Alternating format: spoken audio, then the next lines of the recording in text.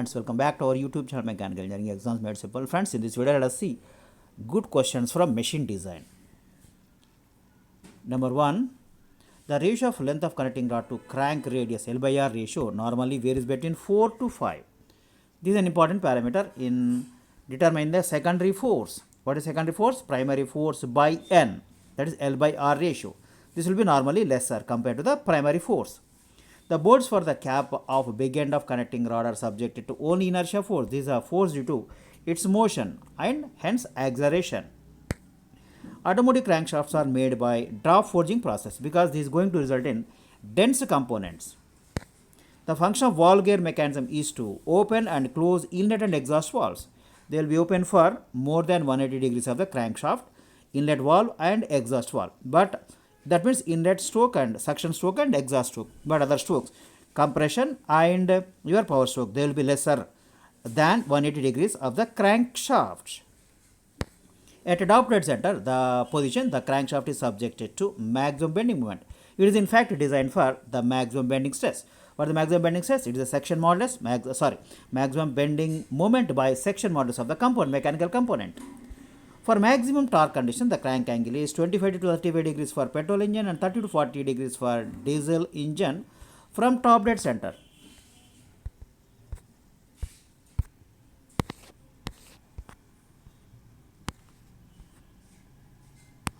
The area of inlet valve is always more than the area of the exhaust valve because actually your inlet valve is going to handle the cold air, atmospheric air, but whereas your exhaust valves are going to handle the hot gases from after the combustion.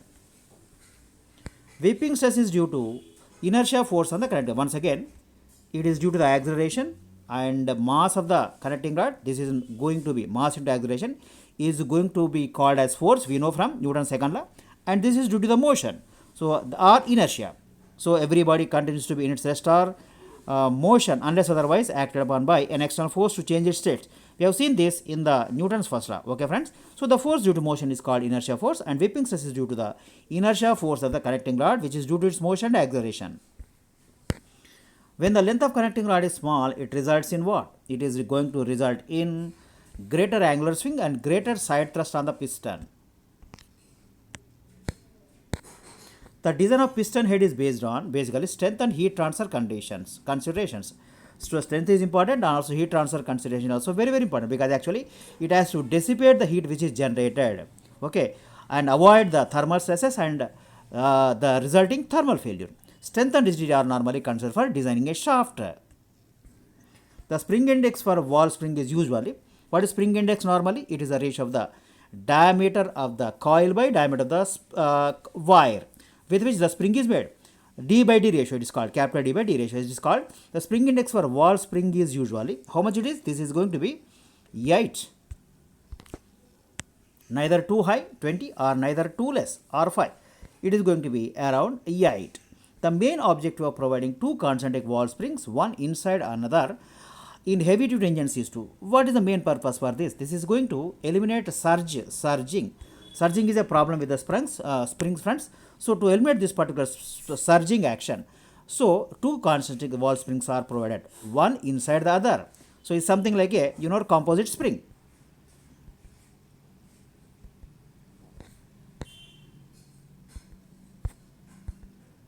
Right, next, push rod. Push rod is designed on the basis of, what is the main factor here? It is going to be designed on the base of buckling strength. So push rod is normally assumed to be a, what you call, there are two types of columns. One is a long column and short column. Long columns are designed on buckling theory of Euler's, and short columns are designed based on the Rankine's theory.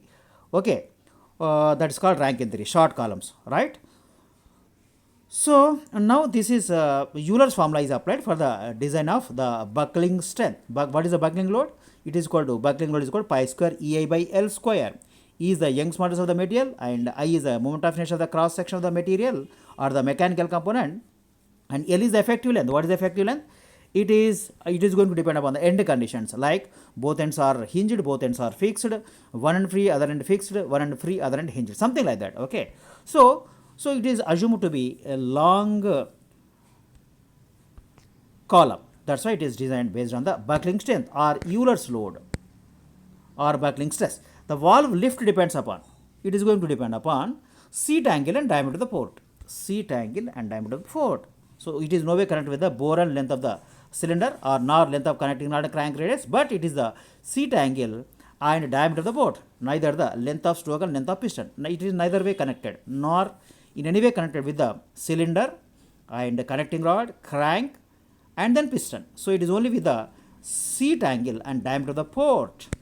Valve springs have, is it plane ends or plane and ground ends, square ends or square and ground ends. So these are the end conditions for the springs normally. So how they are made, how their ends are modified, we can say like that. So valve springs are normally square and ground ends. Square and ground ends. In this video, friends, we have seen some basic questions, good questions from your examination point of view for automobile engineering.